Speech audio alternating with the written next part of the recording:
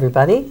This is PHTV4 in Palos Heights. I'm Sue Jankowski. Welcome to the Travel Show. Every month we come to you with some wonderful ideas for you to think about, explore, maybe talk to Kathy over here. And speaking of Kathy, this is Kathy Janes, who is with Class Act Travel. And she always brings us a guest to tweak your mind, make you start thinking about places you want to go or go again. You might want to do that. Today she brought, thanks anyway, Kathy, for coming in. Thank you. Always. Thank you very much. And today we have Rich Davis with us, and he comes from Yalla Tours. And Rich was with us a while back, and we had a really interesting discussion about tours. I remember thinking that the tours I felt were like just a little different, and maybe different places. And so this makes it kind of fascinating. So thanks for coming in. Well, you're welcome. It's good to be here again, Sue, Kathy. Thanks for the invite. And sure. The destinations that Yalla Tours sells are bucket list destinations for one, and more exotic destinations for the other. So whereas most people they dip their toes in the water and they go to Caribbean, they go to Mexico. And they may go to Hawaii, but then after they've gone there 2 or 3 times, they say, where else can we go? And they come to Kathy and they say, where else can we go? And we're one of the companies that will supply those where else's for them. Mm-hmm. And definitely the bucket list. Yeah. Definitely the bucket list. Yeah, and I think you're right, because after you've been to those places, and they're great and fun, but then you think, well, what else is there? Mm-hmm. And so this is an opportunity for something else. And you're going to talk to us a little bit about traveling to Cuba, which I thought that was a thing people started to do. I guess they did start, and now it's stopped, and now it's starting again. Is that correct? well, it's always, you've always been able to travel to Cuba. I should say qualify always by meaning like within the last 25 to 30 to 40 years, but you always had qualifications to go. You had to travel under one of the 12 licenses to go, which can be humanitarian, educational, artistic, journalist, etc. And the reason for that is because of way back in the 1960s, when all of us were very young, the U.S. government instituted an embargo against Cuba, and that includes travel and money. Wasn't it to spend money? You can spend money in Cuba? You could spend money in Cuba, but there were always hoops to jump through. Okay. And some of those hoops some have gotten more complicated over time, than less, than more. And either way, the tourism or travel, you really can't speak of travel to Cuba as tourism, because it's not the same type of thing based on the embargo. So without getting too deep into the weeds of it and the this and the that of it, it all boils down to politics, and I mean both Cuban politics and U.S. politics, and both of them at loggerheads over people coming and going. But you could always go to Cuba if you were going for a specific reason. And it was very difficult for many years. Then it got a little bit easier. It's still fairly easy to go. U.S. travelers can go to Cuba. They sign an affidavit saying they're going for either humanitarian reasons or in support of the Cuban people or some reason like that. I remember when they were able to do the cruises to Cuba, there were so many papers we had to fill out, so many different things that had to be signed and notarized and whatnot before they could even consider going. It was a lot of stuff. It was very difficult. When we first started offering Cuba in 2002, our company had to be investigated by the U.S. Treasury Department. Wow.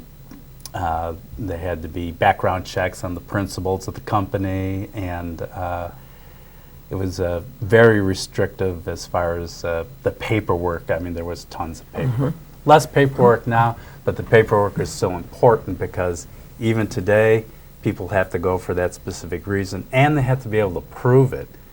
So, beginning January 1st of this year, yes, okay. 2025, if you go to Cuba, you're supposed to participate in what you claim to be good there for, and you have to keep your records for 10 years. 10 Whoa. years, your itinerary, what you did. Who's who you looking at talked these to. records? Really? Well, the good question is, that's a good question because there's a department within the U.S. Treasury called OFAC, which is Office of Foreign Asset Control.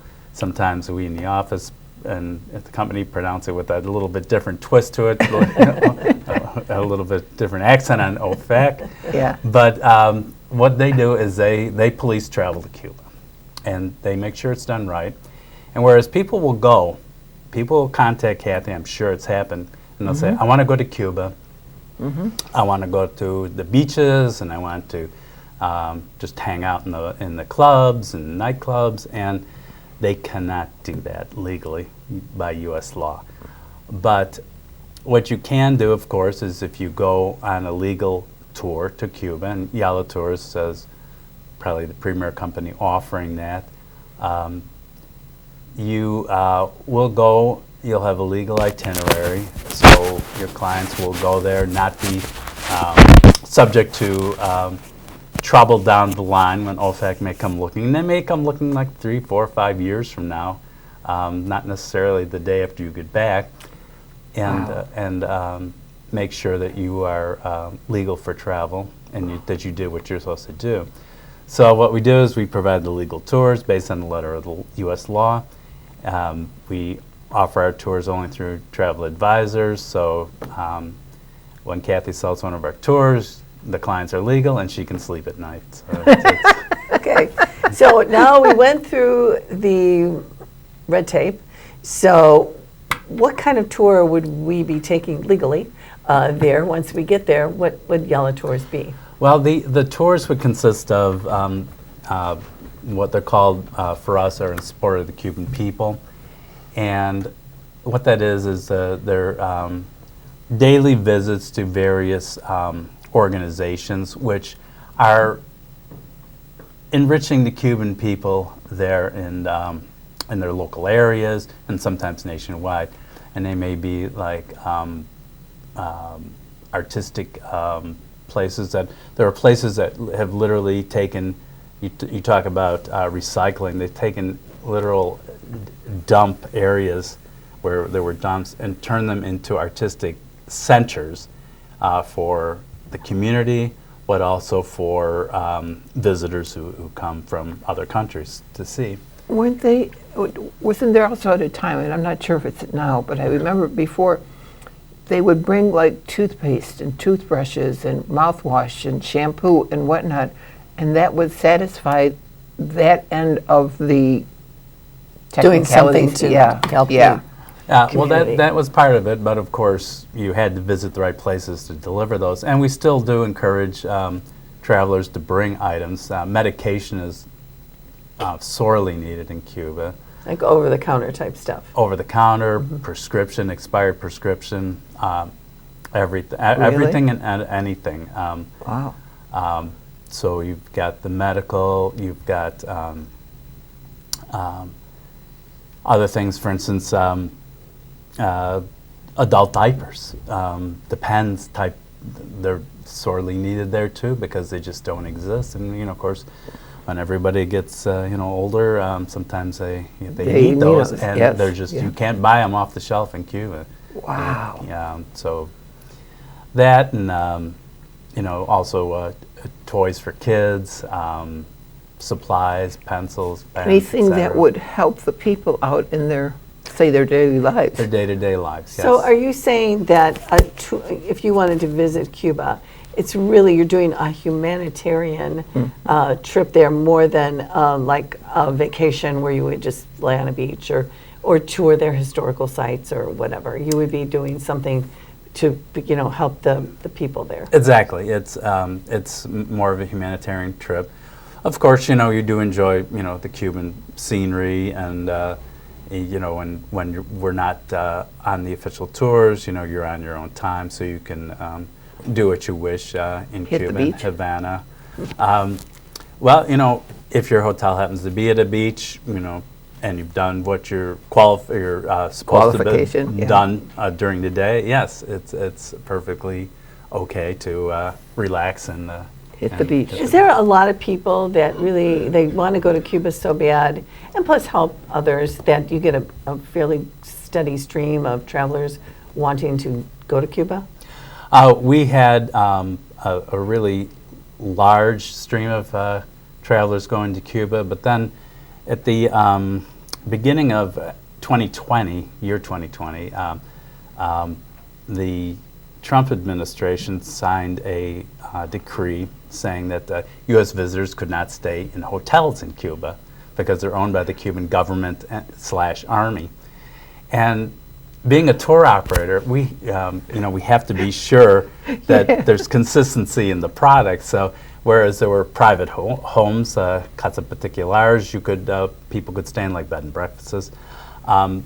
Those could change literally from day to day, week to week. So we couldn't sustain that type of uncertainty. Guarantee anything in particular. So Okay. we discontinued our travel to Cuba, but then certain things have changed, and beginning in last November 2024, we put it back in, and the response has been very, very good.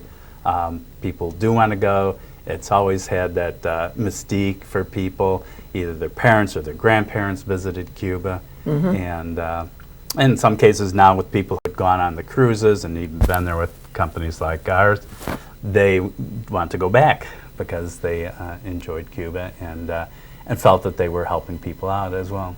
That's very interesting. I didn't realize there were so many things needed to be done to travel to Cuba. I just thought you could go there.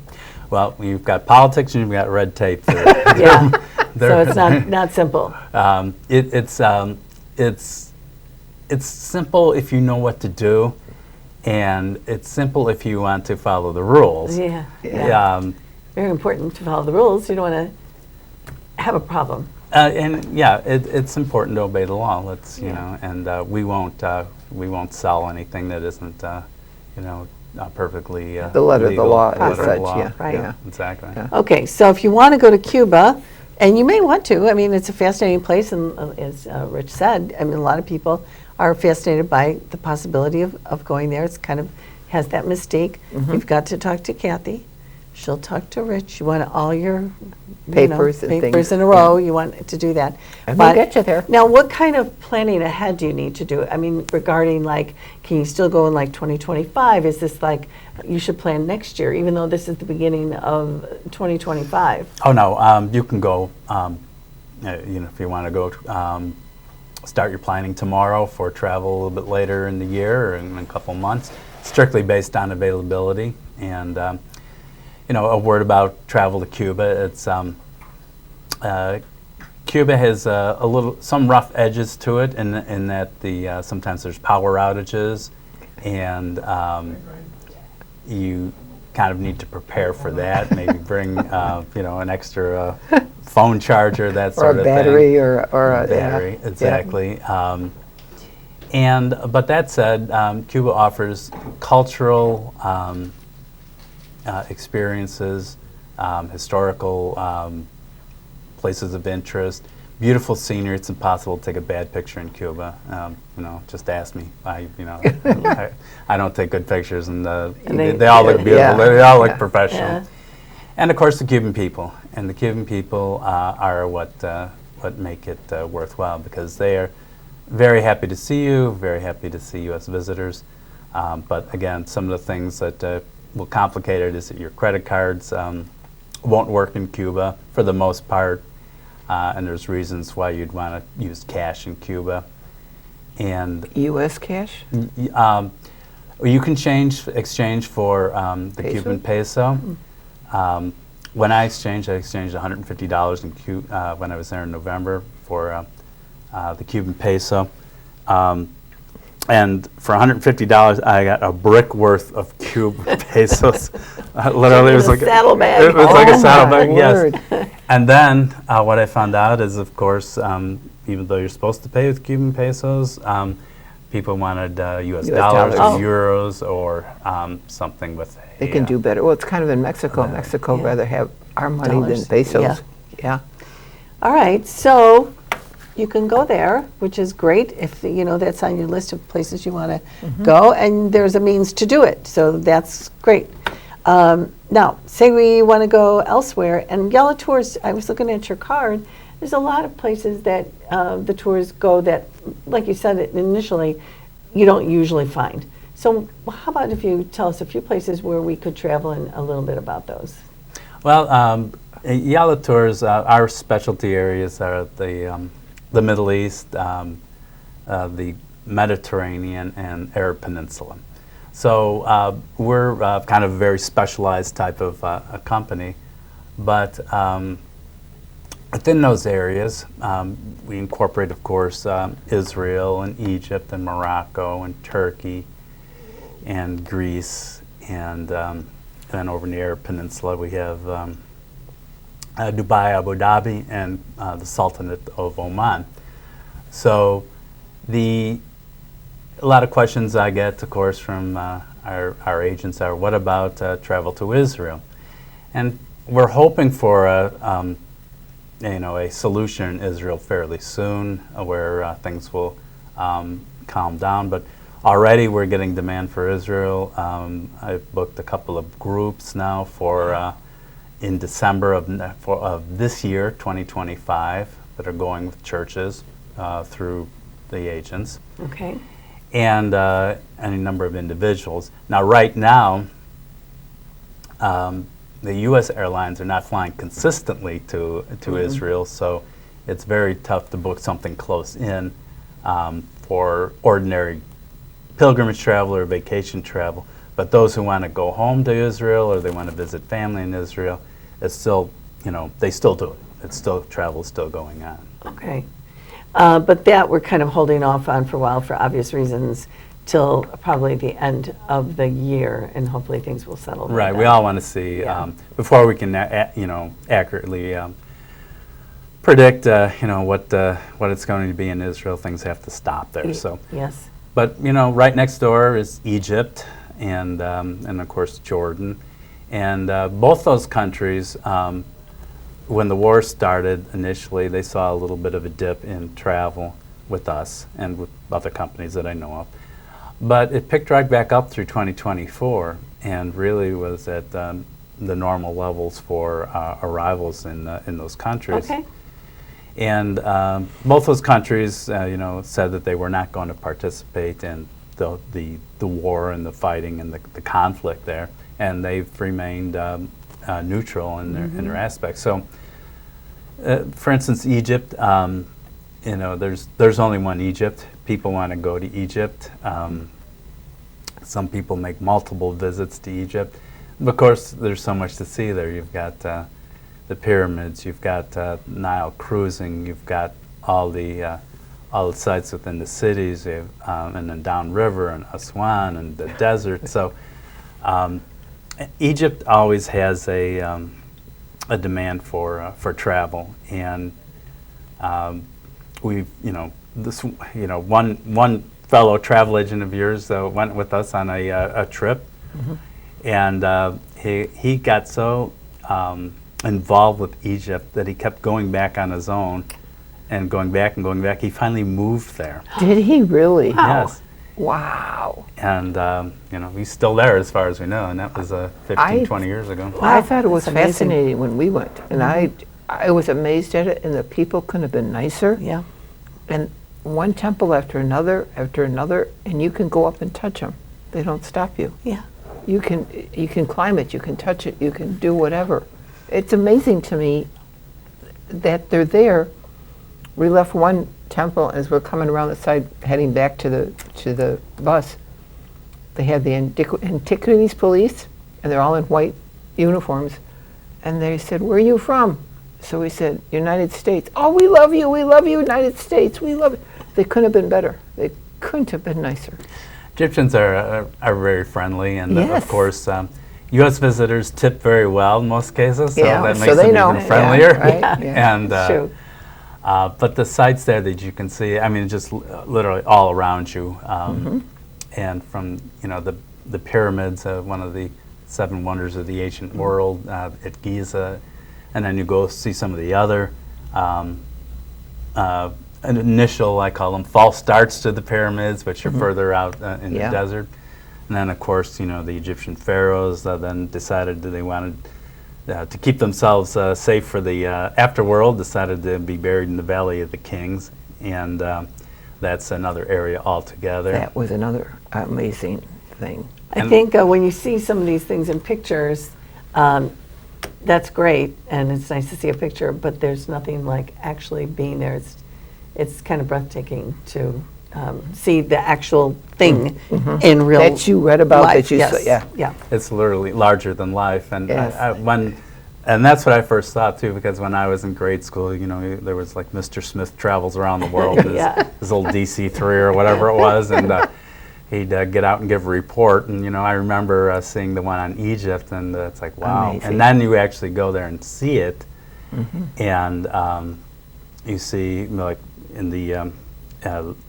in the Cairo Museum, which we're expecting the new museum to open called GEM, and any day now, but sometimes things are a little bit you know, pushed back, but it'll be even more spectacular. You can see Tutankhamun's, King Tut's sarcophagus, and just so many different things to see there. Plus, you know, in the Valley of the Kings, in the tombs, you see the hieroglyphs on the wall, and you can still see the paint from anywhere from 2,000 to 3,000 This is incredible. years plus. Crazy. Yeah. Well, Rich, if we did decide to go on any of these kind of tours, wherever it is, what kind of tour is Yalla touring? Is it we're on a boat, a bus? What are we doing when we get like All of the above, depending on what you want. And so we offer independent tours where people will fly over, get their transfer, get a hotel, and then maybe take some day tours based on a certain hotel. Private touring with a guide, which I would recommend for most of our destinations, because there's just, especially first-time visitor. You don't really know what you're looking at unless you have No, you someone have to have someone to to explain tell you. things. Yeah, It tell just what doesn't it mean the is. same. Yeah. And so we offer scheduled tours, which are guaranteed to go with 2 people, so which is always nice. So they're a little bit less than the private tours, but you still see a lot of the same things, and you've got that guarantee that it's going to go. That's great. So, but you would take a group, or there are groups that form, and you would be with this group tour. Is that something? That would be the publisher of the scheduled tours. Okay. So those would go. And generally on our tours, we run with about 12 to 17 people. So you're not talking about a lot of people. And then sometimes if you're the only couple that shows up, you get a private tour. Oh, Perfect. So Yeah. that's Perfect. nice. Yeah. And of course we do groups to all our destinations, from Egypt to Morocco, everywhere. And so if somebody forms a group and they come to Kathy and say, you know, we have our church group that wants to go, or we have our club that wants to go, she works with us to make sure that it's customized and private for them. Okay. What about like accommodations and food and that type of thing? On the regular tours, breakfast is always included, you know, in the hotels.